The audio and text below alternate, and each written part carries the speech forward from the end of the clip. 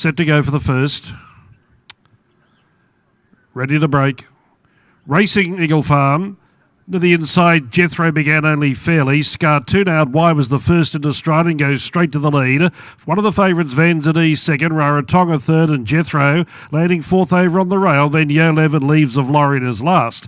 700 left to run. Scartoon well backed in betting leads Vanzadee by a neat length as they approach the 600 metres. Two to Rarotonga, who's actually stalking Vanzadee in the run. Jethro in those black and white colours fourth the rail. Two Leaves of Lorien and three Yolev in last. At the top of the straight, 450 left to Rana. Scartoon shifted his ground marginally, but still had that length margin over Vanzadee. Rarotonga pulled to the outside to try and run on as Vanzadee is immediately under pressure. Scartoon in front. Rarotonga is trying hard. Vanzadee can do no more. Then Leaves of Lorien. Scartoon the leader. Rarotonga putting in strongly now. 50 to go. Scartoon in front. Rarotonga on the outside. Moved up, hit the lead and won. Rarotonga beats Scartoon. Leaves of Lorien third. Vanzadee had her hope in fourth. And margins to Jethro and Yolev, second last and last. Punter spot on. Rarotonga breaks through at start number 2 and heavily back gets the job done for Paul Shale and Michael Rod. 2.30 and money back. Scartoon $2.70s runs second. Leaves of Lorien has improved with the blinkers on, and the favourite Vanzadee, the late drift spot on. 1.576. Paul Shale takes out the first here today at Eagle Farm with Rarotonga. So let's have a chat to him about this fellow, and you would be very happy with the result. Yeah, absolutely. Went really good first start at the races, Burn, and obviously bounced through that run really well.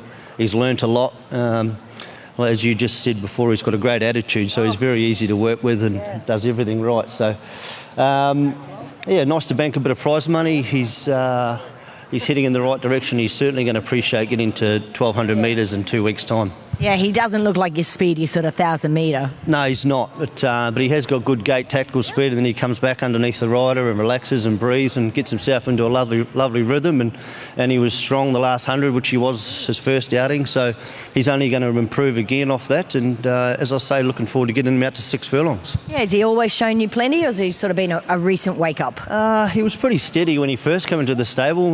Mike gave me two 2-year-olds, and the other one was sort of showing a little bit more than him. She was quite precocious, but as their work progressed, he started picking up and showing us a bit, and attitude takes you a long way, right? So he's a very relaxed customer, so makes it very easy to work with him, and he's only on an upward spiral, so there's plenty to come with him. Absolutely, well done. Thanks, mate. Alrighty, let's have a chat to winning jockey Michael Rod on the performance of Rarotonga here, which looks so professional. Yeah, he was, Bernie. You sort of forget he's a 2-year-old. He's so quiet, and he goes off to the gates. Normally you get a bit nervous when a 2-year-old puts their head right down, but that's the way he goes. He just puts his head down and hacked around. So he's a pleasure to ride. He travelled really good, followed the favourite. The leader kicked. Horse of Kelly's kicked really good. Thankfully, it's Eagle Farm, but I was always comfortable I was going to get there. I just let him run down and get next to her, and then he got really competitive, and he was great. Look, it's far from his best distance. You know, he wants to get up a bit further, but good to get his maiden out of the way here on a Saturday. And I like that in both starts, he's been a good chaser. Yeah, that's right, Bernie. I think that's what he's going to be. I would imagine, obviously, up in distance and probably ridden back a little bit further, but being in these early 2-year-old races, you've got to bounce him out and get him going. You certainly do. You did that well. Well done. Thanks, Bernie.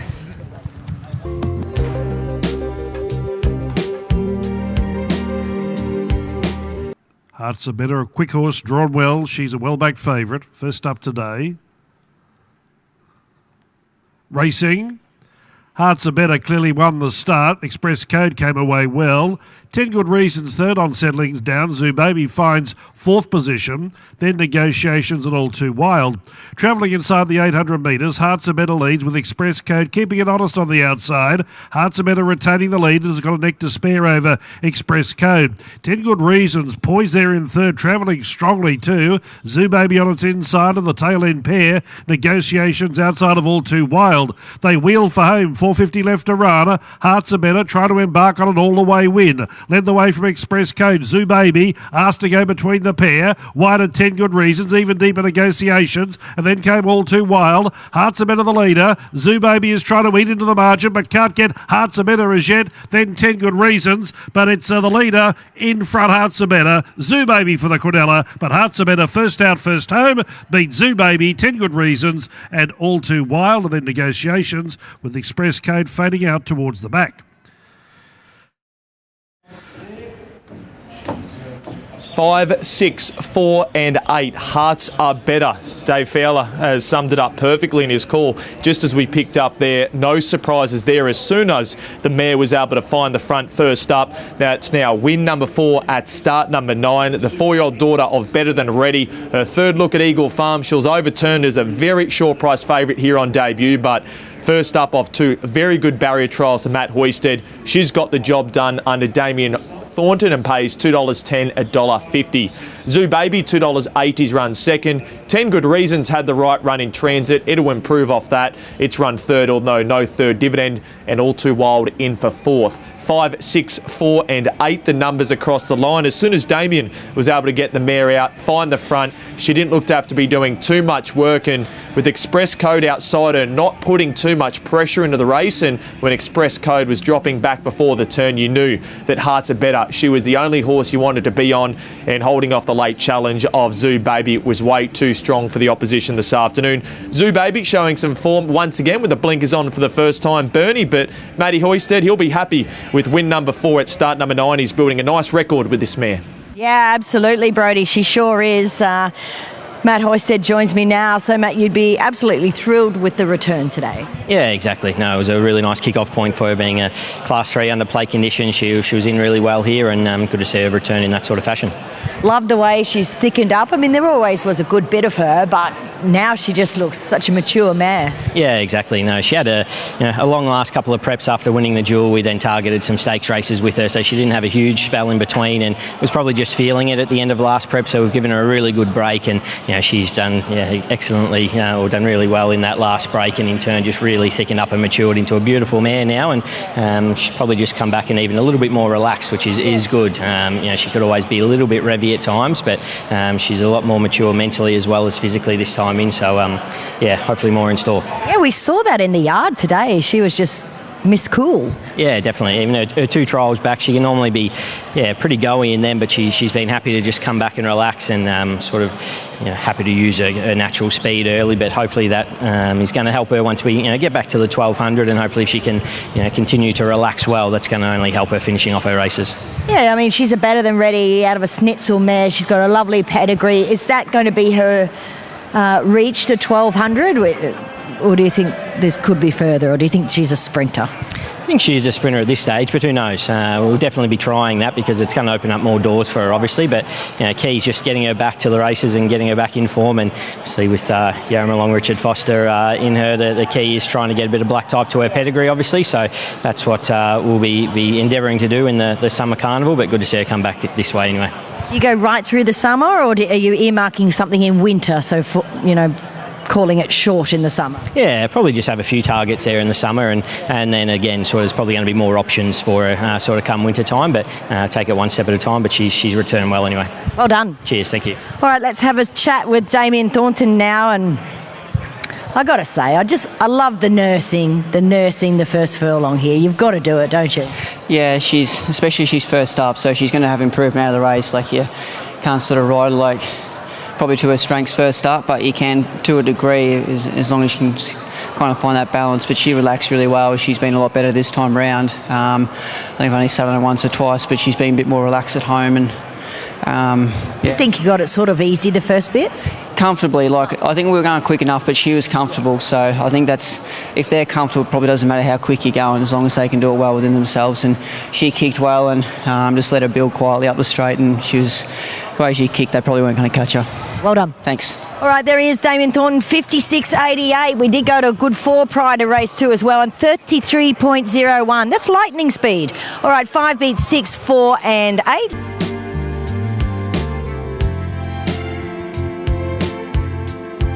It is, and I know Lucas Seymour, the owner, he can pull off a plonk mainly at Rocky, so maybe he's come down south and he's looking to do something similar. Here's David. Sing. Both Amalgamation and Biker was slowly away at the start. Kaluakoi out wide. Bounce well is travelling across. Counter on the other side against the rail was nicely away. Tapple Doodle Doo's going to occupy a prominent position. Fourth into stride. As they head down the straight was Connecticut. He's landing over on the rail. DeMarque just ahead of him by length. Two to Kirkby behind that pair.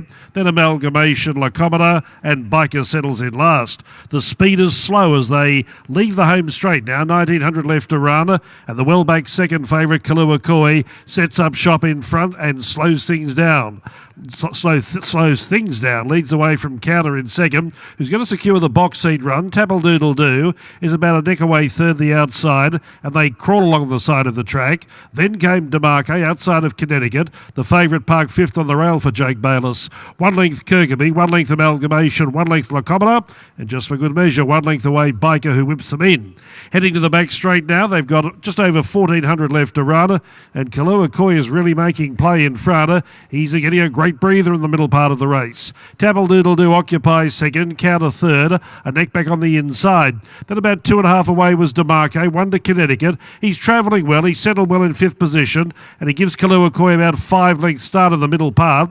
Then came Kirkby, Amalgamation, Lacometer and Biker. To the back bend, just over 1,000 left to run. All jockeys content with pace and position. There's been no change to the running order, and Kaluakoi calling every post a winning post. Leads by a length and a quarter to Tapple Doodle Doo. Counter 1 away in third, 2 to DeMarque in fourth, 2 Connecticut in fifth. Bayliss just biding his time, not ready to go just yet. Kirkby moves up on his outside, then Lacometer and Amalgamation, and Biker has always been last. Travelling down the side, just over 600 left to run.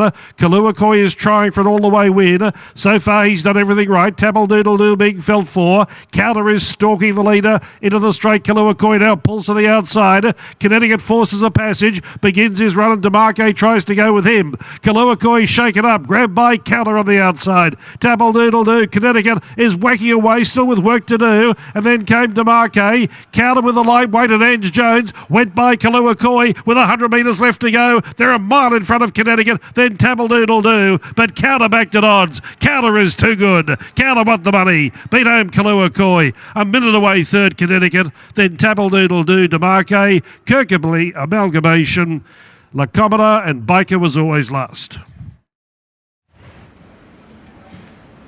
Drops in 2 kilograms this afternoon. Angela Jones goes aboard and Counter. Its first win in about a year and a half. 461 days since the gelding last recorded a victory. That was under the care of Chris Waller in a benchmark 70 across the road at Doomben over 2,020 metres.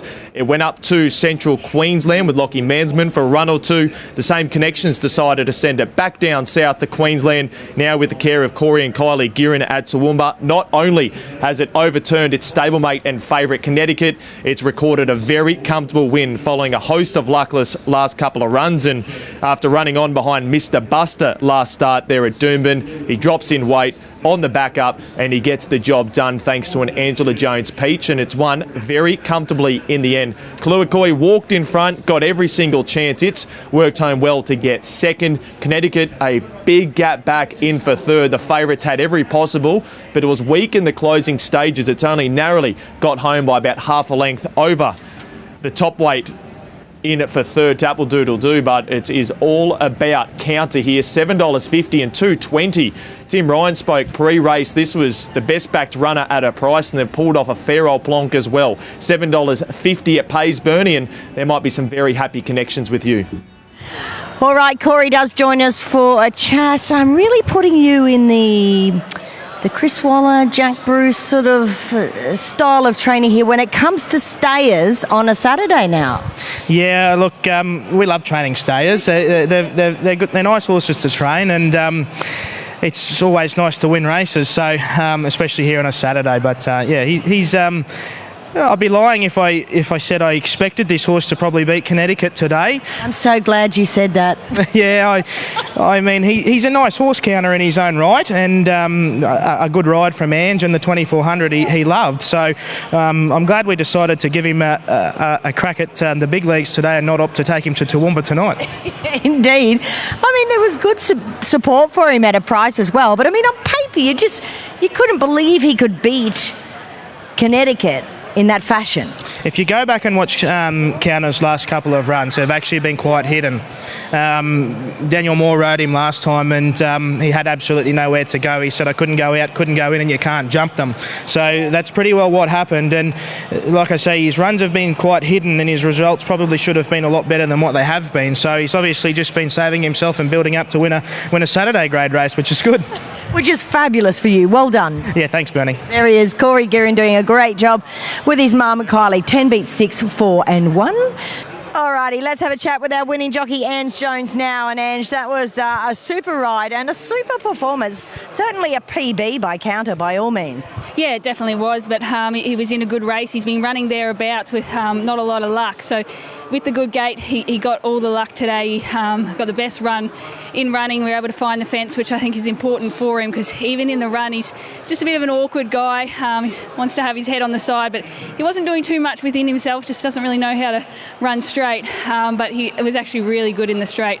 I was sort of waiting for the run on the rail to appear, but he was nice getting to the outside of heels. Did it a lot better today, and super strong performance. Yeah, I guess those two things. A very slowly run 2,400 metres was a big help. Yeah, that's right, but slowly run, but I didn't have to push him and pull him to put him in the spot, so he was able to settle and make the most of being close to the speed. Top job, well done. Thank you.